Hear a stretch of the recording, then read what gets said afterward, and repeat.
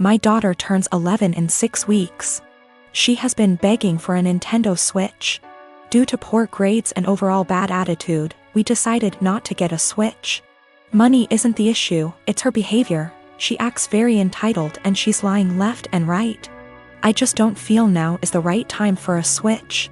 The theft, on Easter, we, my husband, our kids, and myself, are at my husband's aunt and uncle's house. Aunt and uncle have 2 adult children, one of whom is mentally delayed, we'll call her cousin. She functions about a 10 years old level but is in her 40s. She lives in an assisted living apartment and has a job where she gets paid $5 a week. So she doesn't get many upscale things unless they are a gift. Well, cousin had an old Game Boy that she saved up to buy and was playing while we were there.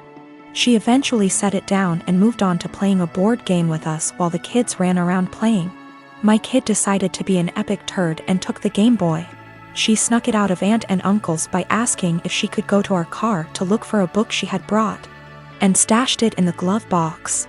She proceeded to hide the fact that she had the Game Boy for several days, even after being asked where she last saw it. Her opening to come clean when aunt and uncle called and asked if we had seen where cousin might have left it. Due to cousin's challenges, she was utterly distraught over her missing Game Boy. It's one of the few forms of entertainment she has, and she worked hard to have it. I'm disappointed about the thievery, but I'm even more upset over my kid's attitude about being caught. I only found out about it because her sisters ratted her out. Even then she absolutely refused to tell me the truth and tried to pin it on her sisters. It wasn't until I sat there and thought about it that I knew she was lying to me. Once I told her I knew it had to be her because of XYZ did she finally confess. Her behavior only got worse from there. She refused to apologize when uncle and cousin came by to get the Game Boy, and had the balls to act like SHE was the one being wronged. I feel like I need to drop the hammer on her and send the message home that stealing is not okay. I think that purchasing the Switch, with my daughter's help from money she would earn by doing extra chores, and having her give it to cousin might be a good way to deliver that message while simultaneously giving cousin a nice upgrade to make amends. I mentioned this to a friend and they said this would be a move because birthday. I don't really think that matters, but the comment was enough to make me question myself. I do intend on giving my kiddo the opportunity to earn a Switch down the line, just not in such close proximity to this incident. Not sure how or when, since I have a SO to consult, but the opportunity will be provided in some way. Our therapist is of the opinion that my daughter largely has these issues because of the inconsistent co-parenting relationship her bio dad has with my husband and I. My husband and I are big on structure, boundaries, natural consequences, and following through. Her bio dad is the exact opposite of us. He and his family hardly ever tell her no to the things she wants, and give her a ridiculous amount of treats, toys, candy, etc., and this is causing her to be confused, to struggle with our expectations, and express herself negatively. I assure you, we have been addressing these behaviors for quite some time. My boyfriend and I have been together for 2 years. He's a good heart and is normally rational, but his one issue is that he expects to accompany me in every occasion no matter how big or small. He even went with me to my ex-boyfriend's funeral after days of begging. Now my best friend got married few days ago. It was very small and only close family and friends were invited. My boyfriend couldn't come because of the +1 rule. He pitched a hissy fit saying my best friend has no respect for my relationship and was shocked when he learned that I was still going to attend. He told me that if he can't go then I'm expected to not go as well, but that is my best friend and I had to respect her rules. He gave me an ultimatum: either we go together or I stay home with him. I ended up going cause again I respected my friend's rules. He was angry with me and kept calling the entire 2-hour drive then stopped. Later I got a text from his friend telling me he, my boyfriend, got into an accident and was taken to the hospital. I freaked out. He gave me the address and I had to leave the wedding and told my friends why. I was crying the entire drive home and kept calling his friend but got no response. I arrived to the hospital and asked about my boyfriend and they checked and told me he wasn't there. My anxiety reached 160% as I kept calling his friends one by one. I just went home and there he was, along with his friend. He saw me and said that he was sorry, but this was the only he can get me home after I left him alone. After the initial shock, I just blew up yelling at him about lying and making me leave my friend's wedding, and having me literally go to the hospital and freaking out cause of him. I kicked his friend out and we got into an argument. He kept talking about how much I love him, thus I left, which is my own doing, not his, and he was just trying to see if I really chose my friend's wedding over him. He then argued that my friend caused this and I shouldn't agree with her to exclude him. I said what he did was horrible and called him horrible and then went to my room. It was awful cause my friends kept calling to check in on him cause they thought he was really at the hospital. He said I overreacted and that I yelled at the wrong person. He has a history of mental health issues but got better the past few months. He also had a recent death in his family which really affected his health generally.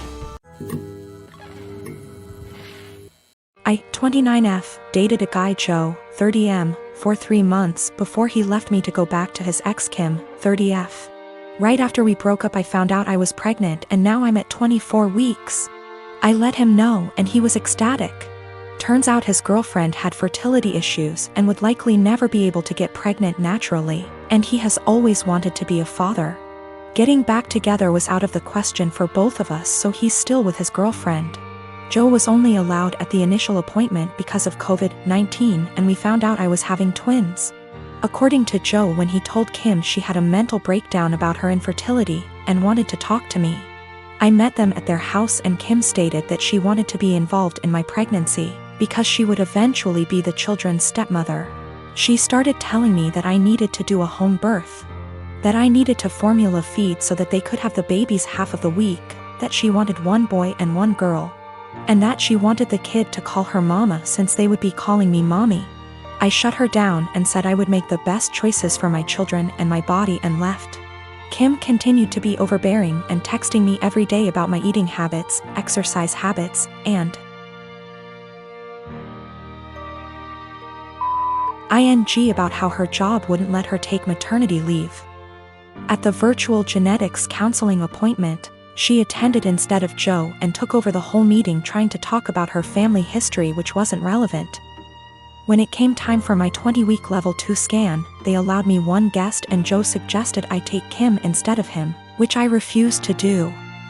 Joe did end up coming and he found out the gender because I wanted to keep it a surprise for me so we could throw a gender reveal party. I put a pregnancy announcement on my social media and then she put up an announcement saying they were expecting twins, the non-traditional way, and how blessed she was. I was irritated but I kept my mouth shut. Then she threw a gender reveal party and posted it on social media. I wasn't even invited. She also announced that she's having a baby shower. I commented on her posts and told her to stop treating me like a surrogate, that the kids weren't hers, and that Joe didn't have any claim or custody of the kids until they are born. I then called Joe and reiterated all of this and stated that I would not be seeing either of them until we went to family court, and that my mother would be my birthing partner. He and Kim and some of her friends and family are saying I'm an asshole, and her mother even called and insisted I give her one of my babies. Like, this is the parent trap? I'm definitely getting a lawyer ASAP. Y'all have scared the shit out of me, but I'm happy you did. We used condoms because I do not react well to hormonal birth control and I had to wait to get a non-hormonal IUD because of other medical issues. The Thursday I posted this, I went to the police and they stated that there was nothing they could do because a crime hadn't been committed. In my state, orders of protection are criminal or family, so I was able to get one against Joe. On Friday, I did get a lawyer and they let me know in my state there was nothing I could do as far as custody before the babies are born. So I will be leaving my state soon to ensure that this isn't my baby's home state and I can't be charged with anything. Kim came to my job, damaged my car, and broke a bunch of office windows. I work with kids, so she was arrested for not just the criminal damage and trespassing but also child endangerment, so hopefully that works in my favor. Also, if Joe did it on purpose, I don't think Kim knew, because she was screaming at me about how I stole her life and everything I had was supposed to be hers.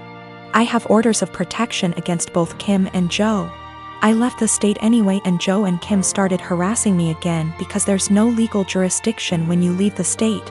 But I have enough evidence that I was able to press charges in my current state as well and will be pursuing a restraining order here. I have waited tables for the last 3 years. During my shift last night, a group of 4 women in their late 20s came in. They were a pleasure to have as customers. They ordered 4 of our house cocktails to start with and then went over the menu for their entrees. Then I was on my way back to their booth with the drinks on a tray. I walked by the back side and overheard one of them talking about how she was 14 weeks along. When I rounded back, they were talking about the same topic and it was clear to me that she was pregnant. I figured her having 1 drink wasn't a big deal. They ordered their entrees and I went off to handle other tables. About 5 minutes later, they called me over again and asked for another round. At this point I started getting concerned, but I took the order and cheerfully said I'd be right back. This time, I went to the bartender and asked him to make one of them a virgin cocktail. He was confused, but since he's a good friend of mine, I told him to just trust me. A few cocktails later, hers strictly virgin, they started getting rowdy, and Mrs. Pregnant Woman was also getting into it. I figured that since she didn't notice, things were okay. The problem came when I took them their check, and they asked to split the bill at the register. When Mrs. Pregnant Woman got to the counter, I saw her cocktails were marked with virgin.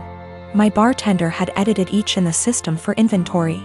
It was too late for me to edit them back, so I just had her pay, hoping that she wouldn't look at the receipt. They all thanked me and left, leaving a generous tip in the process. They were talking in the parking lot for the next short while, presumably waiting for an Uber. Several minutes later Mrs. Pregnant Woman came back and asked what virgin on the receipt meant. I fessed up that it meant non-alcoholic. She blank stared me for a few seconds and then asked if she had ordered a non-alcoholic cocktail. I said no, but told her that I assumed she wanted one seeing as she was pregnant. It was a lame lie and I'll admit it, but she looked me in the eye and asked me to return her part of the tip. I did so. Then she talked to my manager. My manager took me into her office and literally shrieked at me until hoarse. I stood my ground and told her that I'm not going to be responsible for FAS. She told me that she was taking me off the calendar until she decided what to do with me. She also informed me that I could get the restaurant in serious trouble for discrimination. And upon examination of my state's laws, she is correct. But when I talked to my mother and father about it tonight, they told me that they understood my position. The entire staff at the restaurant is against me and I think that I'm going to call in and tell my manager that I quit. But I still feel in the right here.